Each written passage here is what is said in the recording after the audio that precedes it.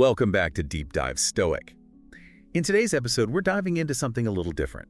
We're going to be exploring the lost art of silence and, well, how choosing not to speak can be just as powerful as the times that we do. It's a concept that really resonates, I think, deeply within Stoicism. It does. Think about that quote from Zeno. It's better to trip with the feet than with the tongue. Yeah. I love that one. It really sets the stage for what we're going to explore today, right? Yep. Those moments where silence can really speak volumes. It does. In our kind of constant stream of communication these days, the deliberate choice to step back and to be silent, it can feel counterintuitive. Yeah. But as Zeno pointed out there, our words can often be a source of far more missteps than even our physical actions. Okay, so let's unpack this idea of silence then as a powerful tool. We're going to take a deep dive today into 9 key scenarios where Stoicism offers us some pretty profound wisdom on when to embrace that quiet. And we're talking about everything from like facing unfair criticism to navigating the really tricky waters of insults and stuff. Think of these as real opportunities to build that inner strength and find a greater sense of calm, I guess. Right. Have you ever really stopped to consider like the meaning behind your silence or the potential impact of choosing not to say something in a challenging situation? Those are precisely the questions that we want to explore with you today. Yeah. Often our kind of default is to fill any silence, perhaps out of discomfort or this need to assert ourselves. But Stoicism, it really encourages us to pause. Right. To consider the power that lies in that space. Okay. So we'll be looking at 9 very specific situations where this kind of thoughtful silence can be truly transformative for your personal growth and peace as well. All right, so let's jump into our first scenario then. This is when being criticized unfairly. Now, criticism is something most of us encounter in life, but when it feels baseless, our instinct is usually to defend ourselves, right then and there. What's the Stoic take on this? Well, from a Stoic perspective, unfair criticism actually presents a real opportunity. It's a chance to strengthen your integrity. Okay. Marcus Aurelius, he said something very insightful about this. He said, if something outside of you bothers you, it's not the thing itself that's hurting you, but how you think about it. He goes on, you can change how you think about something at any time. So the core insight here is that it's our emotional reaction to the criticism that truly affects us, not the criticism itself. Right. So it's less about absorbing the negativity and more about managing our internal response to it. Exactly. The Stoics aren't suggesting we should just accept unwarranted attacks, are they? No, not at all. The Stoic approach, it isn't about being passive. Instead of that immediate emotional defense, it's about choosing a calm and thoughtful reaction. And this allows your work and your character as well to speak for themselves in the long run. Choosing silence initially, it's a strategic move. It's about focusing your energy on what you can control, and that's your response and your attitude. Epictetus, he believed this approach. It helps you to maintain your inner peace and your professional standing as well. Can you give us a concrete example of how this might work in real life? Like, how would somebody actually apply that? Yeah. Imagine you're, let's say, leading a project, and you receive some really harsh, unfair criticism from a client. Right. Now, a typical reaction might be to immediately push back, right? To point out all the reasons why that criticism is wrong. But a Stoic approach would actually involve taking a moment to be silent, to really process the feedback without emotion. Then you would calmly assess if there are any valid points at all, separating those from the unfair negativity. Your eventual response, it would be measured. It would be focusing on the facts and solutions. You're demonstrating your professionalism and your inner strength. Right. The key takeaway here, Yeah. don't let external criticism control your inner peace. Yeah. Focus on your response. That makes a lot of sense. It's about the long game, isn't it? It's about focusing on your own integrity rather than getting caught up in a potentially unproductive argument. Marcus Aurelius also said, and I love this quote, he said, don't waste time arguing about what a good man should be. Be one. That's a good one. How does that tie into this? How did that tie into this idea of silence? Exactly. Yeah. By remaining composed and focusing on being the best version of yourself, especially when faced with that unfair criticism or even, empty boasts from other people, you demonstrate your character far more effectively than any defensive words could. This quiet strength, it encourages self-reflection, and it ultimately helps you to embody the virtues that you value. So, if you're facing unfair criticism, what are the key Stoic steps to remember? Well, first, take a breath and think, before you react. Second, separate the criticism from your self-worth. Okay. Third, look for any truth in what's being said. Yeah. Fourth, respond calmly and respectfully when you do speak.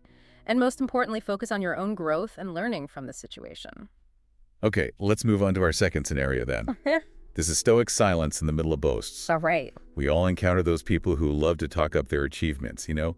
What's the Stoic perspective on how to respond to that? How do you navigate that? Well, this is a really great opportunity to practice restraint. The fundamental Stoic idea here is that choosing to remain quiet when someone is boasting, it helps you to maintain your own composure. And ironically, it often reveals more about their character than your words ever could.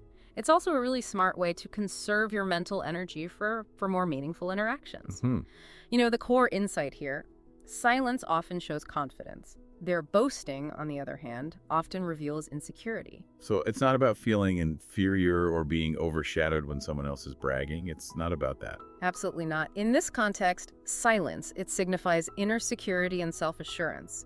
It implies that you don't feel the need to engage in this competition of words or seek validation through external comparisons.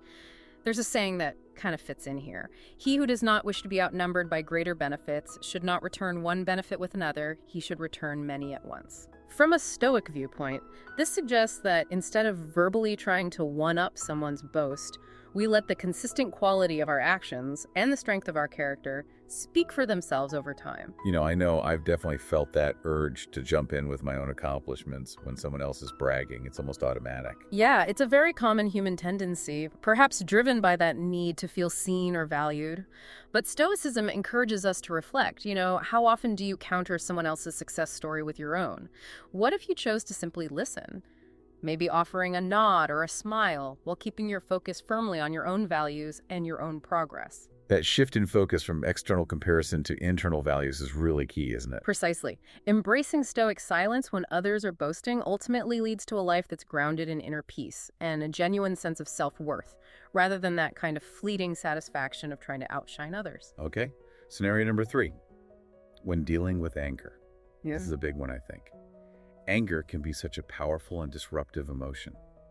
How can Stoic silence help us here? Anger can indeed feel overwhelming.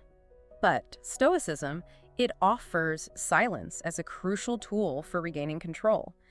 You know, Epictetus, he wisely said, "Keep quiet most of the time and only speak when you have to." You know, the core insight here. Silence provides space for reason to overcome that anger. That sounds good in theory, but when you're really angry, it can feel almost impossible to stay silent. Right. How do we put that into practice, like really? Well, think about a time when you felt intensely angry. Yeah. What if, in that moment, you consciously chose to pause, to be silent before reacting? This gives you invaluable time to let that initial surge of emotion subside, to think more clearly, and to choose a more constructive response than one that's just driven by anger. You know, consider Marcus Aurelius' question. He asked, how much worse are the results of anger than the things that make people angry? Often the fallout from our angry reactions is far more damaging than the initial trigger. It's about creating that buffer between the feeling and the action, I guess. Yeah. You know, it reminds me of Nelson Mandela's incredible capacity for forgiveness after being imprisoned for so many years. That's such a powerful example. His choice to not be consumed by anger and instead focus on reconciliation, it demonstrates the immense strength in choosing a non-angry response, even in the face of profound injustice. You know, Stoic silence in anger isn't about suppressing your feelings. It's about consciously choosing a response that aligns with your values and your long-term well-being. Okay, so what are some practical Stoic techniques for using silence to manage anger? Well, first, become aware of your anger triggers. Okay. Second, reflect on the reasons behind your anger. Why are you feeling this way? Okay. Third, accept what you can't change about the situation. Right. Fourth, practice mindfulness and deep breathing techniques. Yeah. Fifth, deliberately pause before speaking or acting. Create that space. Sixth, try to see the situation from a different perspective. Okay. Seventh, focus on finding solutions rather than dwelling on the problem. Eighth, build your emotional resilience through self-control and a degree of detachment. Okay. Ninth, try to channel that energy constructively. All right. 10th, learn from each experience of anger. And finally, when you do communicate, do it calmly and assertively. Okay, moving on to scenario number 4. Silence amidst unfounded rumors. Right. In our world of constant information, rumors can spread so quickly. They do. How does Stoicism guide us when we're facing, that false gossip? What do we do? Well, this is where silence can be a real source of strength. Think of rumors as easily carried away like leaves in the wind. When you're the subject of false rumors, your immediate reaction might be to try to correct everyone. Right. But Stoicism suggests a different approach. Marcus Aurelius, he said, "You hold power over your thoughts, not over outside events. Understand this, and you will be strong." Right. The core insight here. Yeah. Focus on your integrity, not on controlling the gossip. Okay, so by not engaging, we're not giving the rumors more power. Exactly. When you react really strongly to a rumor, you often inadvertently amplify it. Right. By choosing silence, you allow the rumor to potentially fade away on its own, especially if it lacks any real substance. Consider someone who is wrongly accused. By not getting drawn into lengthy denials and arguments, they demonstrate a quiet confidence in the truth. Epictetus even suggested a really surprising response. He said, "If someone says bad things about you, you should always compliment them." Really? Wow, okay. The underlying idea is that refusing to engage in that negativity can often disarm it. It's almost like your silence becomes a statement in itself. Precisely. It shows that you're not going to be dragged down into that unproductive conflict. The key is to focus on living according to your principles and allowing your actions to speak for themselves rather than trying to chase down and refute every single rumor. Okay, let's tackle a sensitive one. Scenario number 5. How to deal with loss. The silence after a significant loss can be incredibly heavy. It can. How does Stoicism offer comfort and guidance in that quiet? Loss is an inherent part of life, and the silence that follows can feel immense. Stoicism, it encourages us to approach this silence as a time for reflection and healing. C.S. Lewis, in reflecting on his own grief, offered a Stoic adjacent thought. He said, "The pain I feel now is the happiness I had before." The core insight here, grief is the price of love. Silence allows us to process that love and loss. That's a beautiful way to frame it, almost as like acknowledging the value of what was. Exactly. Seneca also reminds us, the day we worry will be our last is actually the birthday of eternity. Wow. This encourages us to see loss not as a final end, but as a transition within a larger cycle. The silence after a loss, it provides a space to process these feelings, to find meaning in what was, and to begin to move forward without feeling pressure to immediately get over the pain. It's a time for introspection, much like Lewis experienced after the death of his wife. So the silence isn't about avoiding grief, but about allowing it to unfold in a way that allows for healing. Precisely. It's about acknowledging the pain without letting it consume you. And gradually finding a way to integrate the loss into your life narrative. It's a period for processing and for finding your footing again. For someone experiencing loss, how can they use this reflective silence in a helpful way? Well, allow yourself to feel the emotions without judgment. Okay. Focus on what you can still control in your life. Right. Try to find meaning or growth in the experience. Practice gratitude for what you had. Yeah. And don't hesitate to seek support from others when you need it. Okay, let's move on to scenario number 6. This is navigating ignorance with Stoic grace. We've all encountered people who are confidently wrong about things. How does Stoicism suggest we handle those really frustrating situations? Yeah, this is where patience and understanding become so important. When faced with someone who is confidently incorrect, our first impulse might be to argue or to correct them forcefully. Right. But Stoicism, it suggests a more graceful approach. Marcus Aurelius said, "You have power over your mind, not over outside events, realizing this will give you strength." The core insight here, you can control your reaction. You can't control their ignorance. So it's about managing our own frustration rather than trying to, fix their ignorance in the moment. Exactly. Think of Galileo facing opposition to his scientific discoveries. While he knew the truth, he often chose a strategic silence in the face of blatant ignorance. Wow. His silence, it wasn't an admission of defeat, but a recognition that truth will eventually prevail on its own. Graciousness in this context involves recognizing your own limitations. You can't force someone to understand. Right. And choosing your battles wisely. Right. It's about prioritizing your own peace of mind over the need to be right in every single interaction. Precisely. Responding with patience and understanding, even when faced with ignorance, ultimately leads to greater inner peace, and it fosters, more positive long-term relationships. Okay, scenario number 7. How to deal with rumors. specifically when you become the target of gossip. This can feel very personal and upsetting. It can. What's the Stoic strategy here? When you're the subject of rumors, the Stoic approach emphasizes staying grounded in your own integrity. Marcus Aurelius advised, the best revenge is to be unlike him who hurt you. The core insight here. Let your actions and character refute the rumors. Okay, so instead of getting defensive, we focus on living in a way that contradicts the rumors. Exactly. If you're falsely accused of something, your consistent actions and behavior will eventually speak louder than any denial. Epictetus said, if someone says bad things about you and it's true, fix yourself. If it's a lie, laugh at it. Your silence in the face of falsehoods can be a very powerful demonstration of your character. It requires a lot of self-control to not want to immediately defend yourself. It does. But that self-control, it's a key aspect of Stoic strength. By not reacting emotionally, you maintain your inner peace, and you prevent the rumors from controlling your actions. Let's move to scenario number 8. When confronted with injustice. This is a big one. It is. How does Stoicism help us when we face unfairness on a larger scale?